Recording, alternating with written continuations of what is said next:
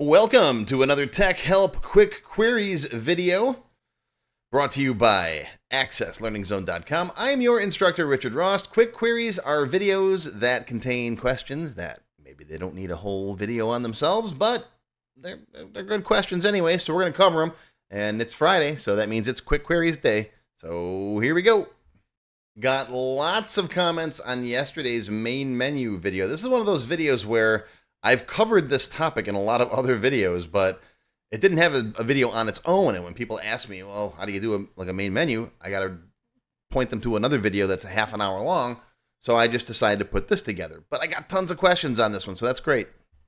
Pete says he doesn't need a new menu form, but he's going to make a new one now just because it's fun. Yes, it's a lot of fun. I love doing this stuff. Nick says he likes to use a picture as a button. List menus are less work, though. Yeah, list menus are easier to maintain, especially if you're making changes often. Pictures can look better, though. So it all depends on what you're going for. Are you going for those cool aesthetics, or are you going for easy to update? Artat1 says it's easy for one form to open another, but what about dependencies from one form to another? In other words, you may not want your user to click back on the first form while the second form is still being used. Yes, definitely. If this is the case, I recommend setting up what's called a modal form. A modal form means you can't click on anything behind this form until you close it. All right, so if you got customers and contacts or customers and orders, right, you put a button on your customer form to open the order form, and then you can't get back to the customer form unless they close the order form. Craig says, what about restricted user access to some menus? Developer has full access, manager has a little less. Of course, managers should always have less than admins. Basic user, not much. Well, this involves setting up user level logons on your account. Now, I have covered this in several other videos. Start with this one. This will give you the basics. And I'll remind everybody that Microsoft Access is secure enough for most environments. It's not top level security, though. So if you got like financial data or other super sensitive stuff, you really want to use SQL Server to store your data on. But Access, as far as the front end goes, you can lock down a lot of stuff. I got a whole seminar series on this, but start with this video. It'll give you the basics. Afrin Sir wants to know, how can you open a form without clicking, only the keyboard shortcuts? Well, for that, you can use the Alt key tricks on the buttons, right? You can make button shortcut keys. You can make it so that the Enter key is the default. The Escape key will close the menu, and then you can put different little shortcut keys on each button. Like here, you can see it's an underline under that C there that tells the user pressing Alt-C will close that form or do whatever other thing you want. And it's literally as easy as just coming in here and putting an Alt character in front of a letter in the caption of a button. Now, you can only use one, right, for C, so you couldn't put a C in front of that one. Maybe make that one L. Right, but now when you open that form up, all I have to do is press Alt-C, and it pushes that button. See? Very simple. Shadow Dragon says, I'd like to see more videos to flesh out this menu technique. More are coming. I didn't realize how popular this topic would be. I presume the rule of 3 would drive the button versus list decision, or are there other considerations? All right, for those of you who don't know, my rule of 3 basically involves putting fields in tables, okay?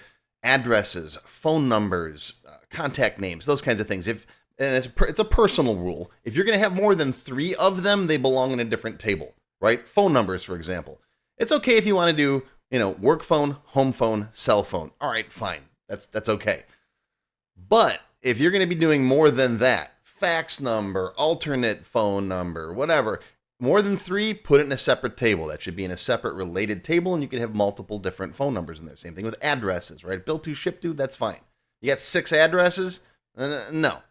Okay? So now, does this pertain to menus? I would say no, because I think menus are more of an aesthetic consideration. What do you think looks good? What works well for your users? If you like buttons, I got menus with 15 buttons on them. It all depends on what works for your database. Now, if you're constantly making changes to your menus, if you're always adjusting them, you want to be able to make modifications or even pop up different menus for different users, then I think the list box works wonderfully. If it's something that you don't change often and you like the way buttons look, or images, as the previous user mentioned, then stick with images or buttons. So this is really this. I wouldn't say the rule of three applies to this. That's more about tables and relationships and things of that nature. But very good observation. Thank you. Uriel Ramirez says, would it take longer to use the all forms collection to check if the form is there regardless of the nomenclature? Okay, what he's talking about is in my video, I say that you can look at the name of the object and see if it ends in an F or an R, because that's how I name my stuff. All my forms end in F, all my reports end in R, all my tables end in T. Guess what my queries end with? And so I can use that to look at what the object name is and determine if it's a form or a report. There is a thing called the all forms collection, as Uriel mentioned, and you can loop through that to determine if that form exists in your database. So could you do that? Sure. There's no reason why you couldn't. I would suggest, though, if you're not using my nomenclature to name your forms and reports, just make another field and indicate what it is. Is it a form? Is it a report? It could be a checkbox, it could be a yes or no value. Is a form, is a report. And then you can adjust it accordingly. I wouldn't bother looping through the forms collection. That seems like a lot of extra work. But that's totally up to you. If you like doing that, then great. You could, however, have an object that is named the same that is both a form and a report. And so the system might not know what it was unless you gave forms priority. If you got a form named customers and a report named customers, how do you know which one to open? See, that's the problem. So I would either use my naming convention or just have another field indicate, is this a form or a report? That's the easiest way to do it, I think. Okay, this next question is about this video called Split Part Numbers, where I tell you how to take data that comes in like this, right? Let's say you got a description of a job, and then it's got these part numbers separated by commas. All right, I then teach you how to take it and split it so that it comes like this. So each job 1, right? It'll take each one of these numbers and then put it in its own individual record. Okay, so knowing that, here's the question. The question comes from Jess Foster. Says, I may have missed it in the video, but will this prevent duplicates? As new jobs are added and you click the button to run the process, is it going to grab the same part numbers from past jobs and create basically new records for it? And she answered it herself. No, it does not prevent duplicate entries, but is there any way to index for unique, since you wouldn't have to have multiple records under the same parent? Yes, you could do this actually quite easily using something called a composite key. A composite key lets you set up a key that you can control whether or not you can have duplicate values across multiple fields. So for example, in the example that I give in the video, let's say you don't want a user to be able to put the same product with the same product ID on a single order more than once, right? They can change the quantity to have 2 of them, but you don't want phaser showing up on this order twice. So you can set up a composite key that looks at both the order ID and the product ID. And if those 2 things are not unique, then it doesn't allow a duplicate, okay?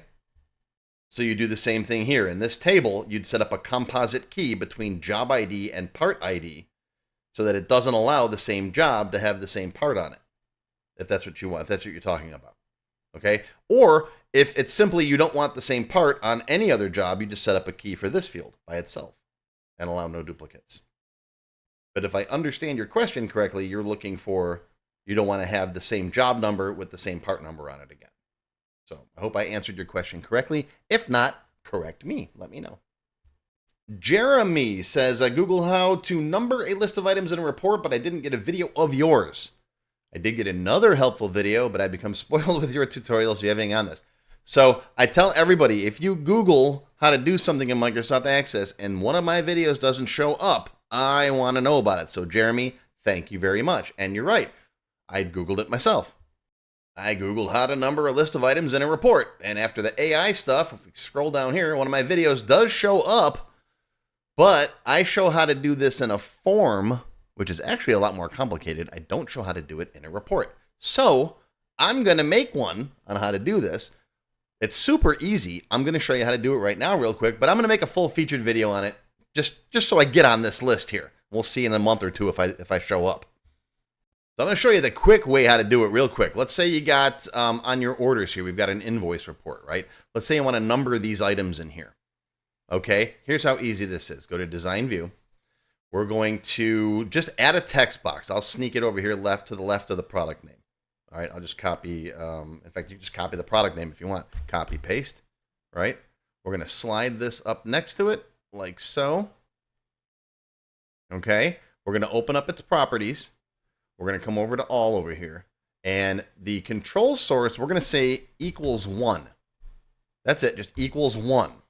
Okay, give it a good name, like, record count or whatever. Okay, now go to the data tab and find this guy here that says running sum. All right, drop this down. And over all or over group, over all for this, since this is, the detail section is all of them, you can do them over groups. All right, save it, close it, restore it, click it, and boom, there's your numbers.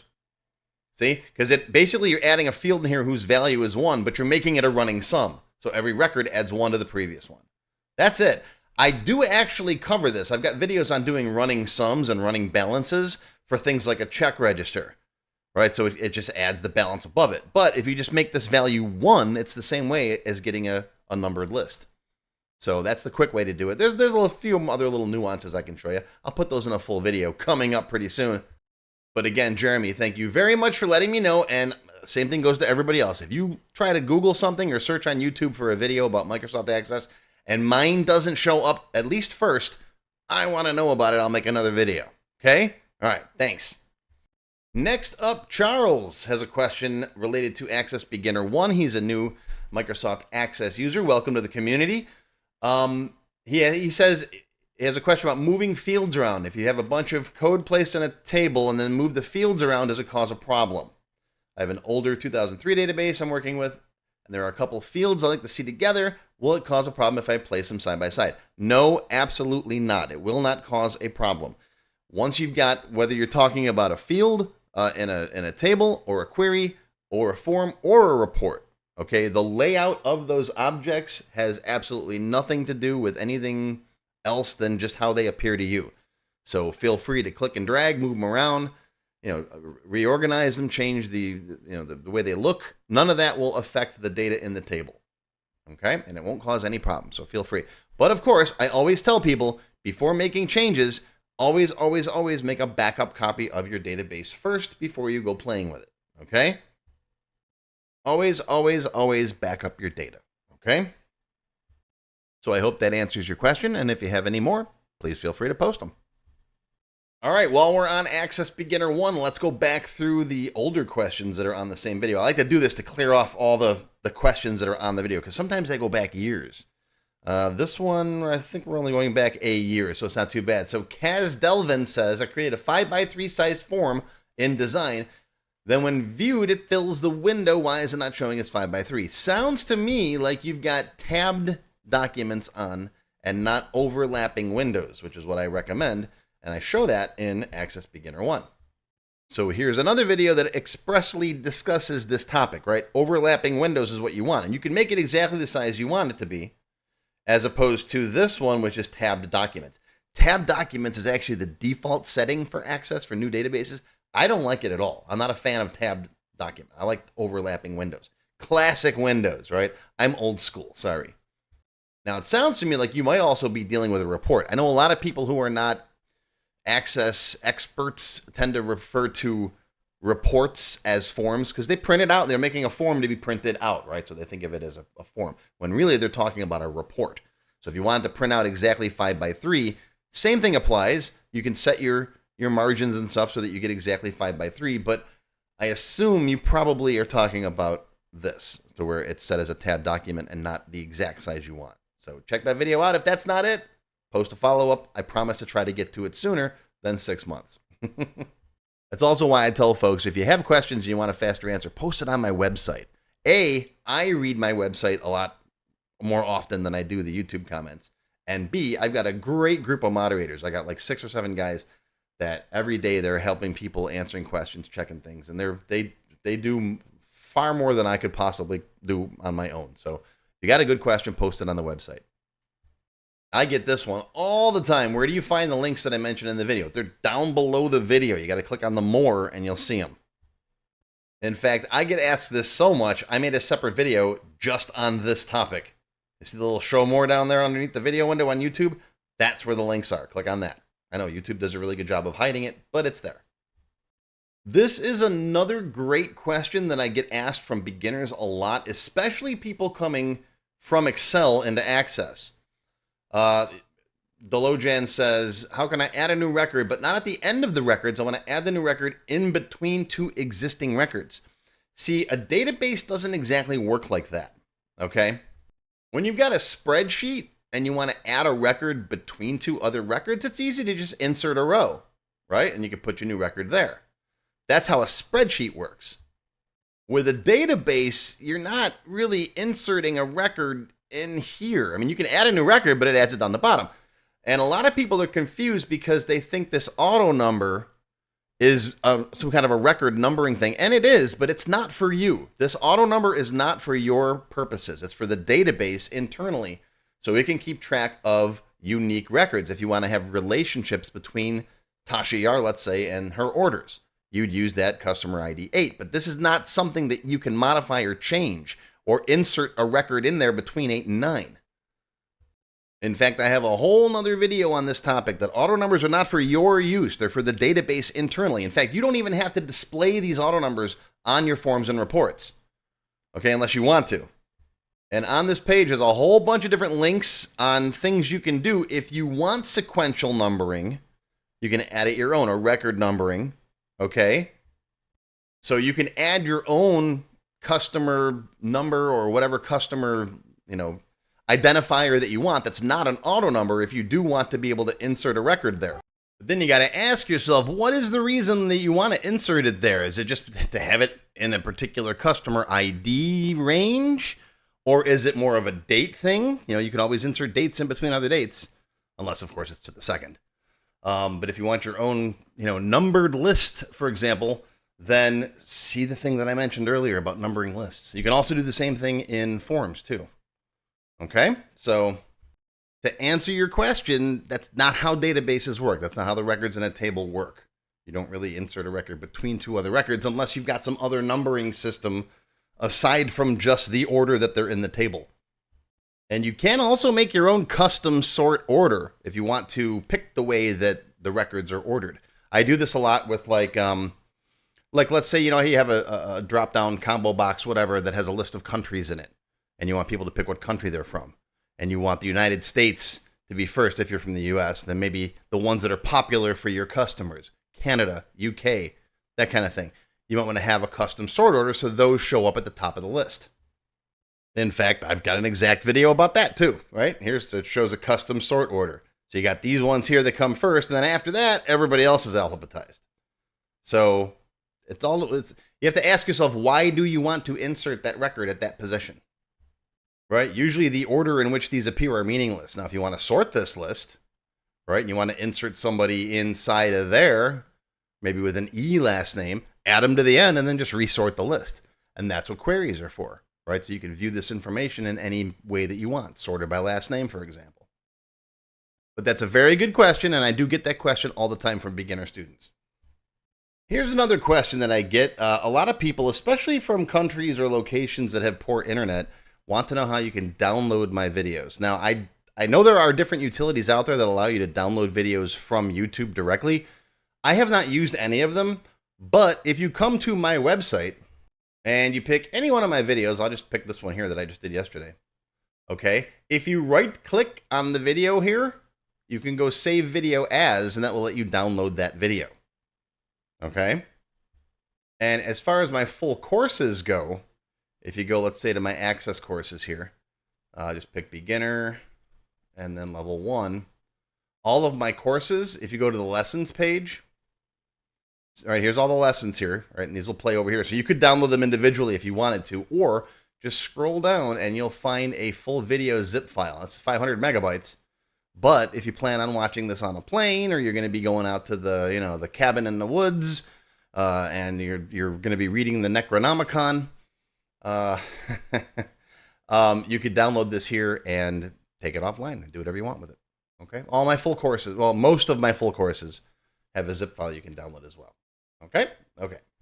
Related question. Mary wants to know if I have a hard copy you can get of the course. If by hard copy you mean a handbook, then yes. Most of my courses also include a printable handbook, which is right there. And I don't know why the 2010 one is the most recent one. I've got the 2019 one. It's sitting in my folder. I guess I haven't updated it in a while. And no one has said anything to me. But here's the older one. You click on it, and there's the PDF. You can go down, and it has pretty much all the same stuff. This course hasn't changed much. I've added some stuff to it, but it's pretty much all the same stuff. So if you want like information on my slides, well, yeah, okay, there you go. And no, my slide decks are not for distribution. Those are for me. I've got notes in there just for my own use, so you can't have them. Here's another question. This user says that he uses his database for a while, and then sometimes objects just disappear. Right? The tables remain with the records inside, but sometimes forms, queries, modules, and reports just disappear. Now, I pointed him to the troubleshooter because generally for any weird problems, I suggest going to my troubleshooter. But I have seen something similar to this happen for people that try to use their Access databases off of cloud storage drives. Okay? Especially split databases on cloud storage drives, where your tables are in one file and your forms and reports and stuff are in another. So if you're storing your data on a cloud storage drive, don't. It should be on a local hard drive, because that could cause synchronization issues, right? You're working on a copy of the database, you make some changes, you think you saved it, but it somehow synchronizes with the other copy on the cloud storage device between a different machine, and it can cause all kinds of problems. So just make sure you're not doing that. Go see this video for more information on why you should never put your Microsoft Access database on a file sharing service.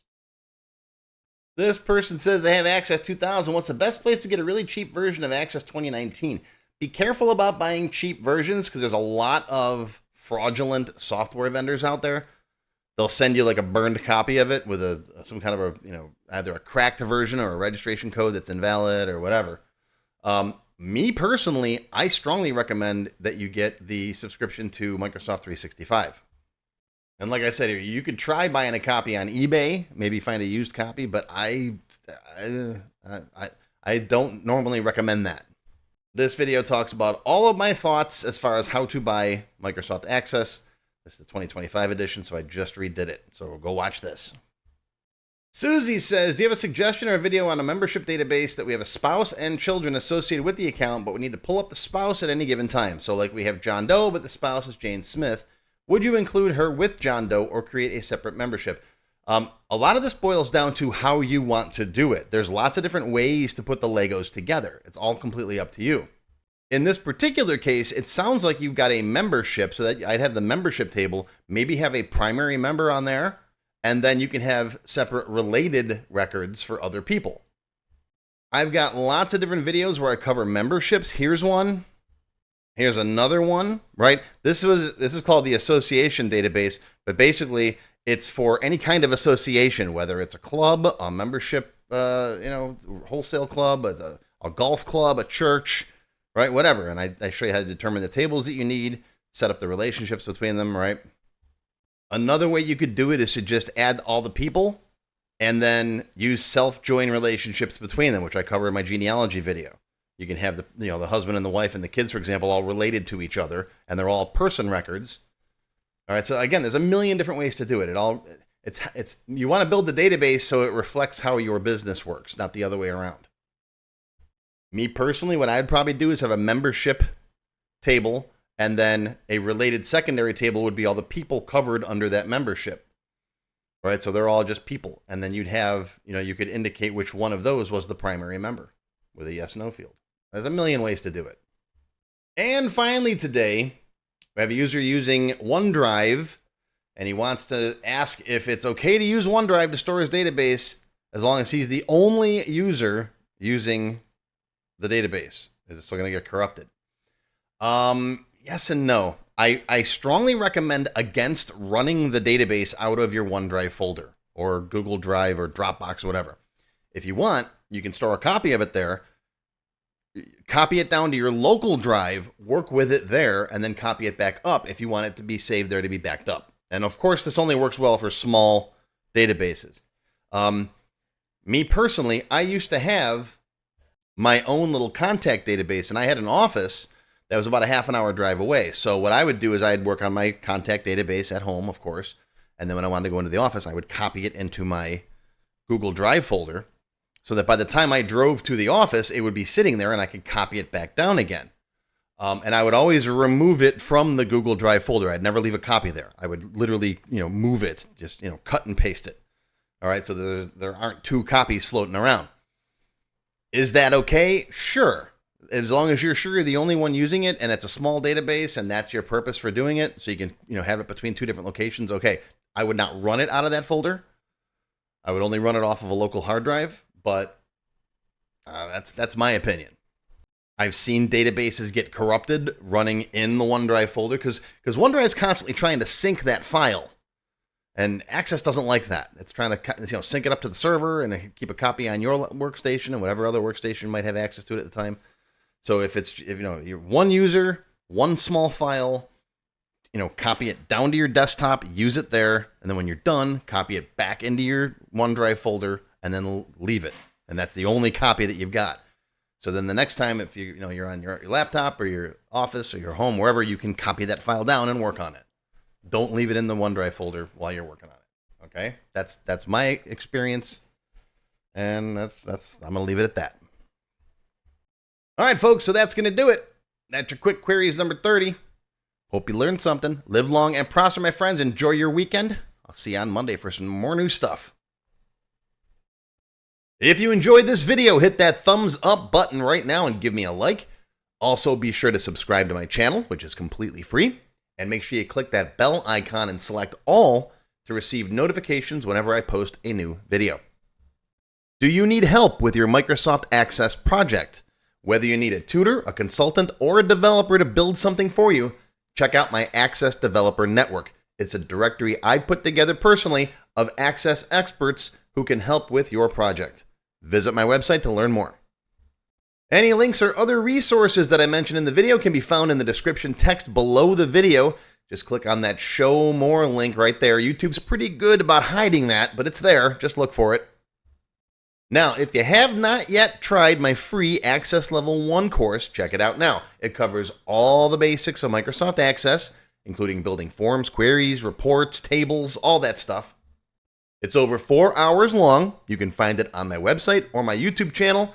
I'll include a link below you can click on. And did I mention it's completely free? And if you like Level 1, Level 2 is just $1. That's it. And it's free for members of my YouTube channel at any level. Speaking of memberships, if you're interested in joining my channel, you get all kinds of awesome perks. Silver members get access to all of my extended cut tech help videos, and there's hundreds of them by now. They also get one free beginner class each month, and yes, those are for my full courses. Gold members get the previous perks plus access to download all of the sample databases that I build in my tech help videos. Plus you get access to my code vault where I keep tons of different functions and all kinds of source code that I use. And gold members get one free expert class every month after completing the beginner series. Platinum members get all of the previous perks, plus they get all of my beginner courses, all of them from every subject, and you get one free advanced or developer class every month after finishing the expert series. And you can become a diamond sponsor and have your name listed on the sponsor page on my website. So that's it.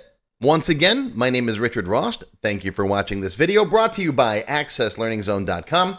I hope you enjoyed. I hope you learned something today. Live long and prosper, my friends. I'll see you next time.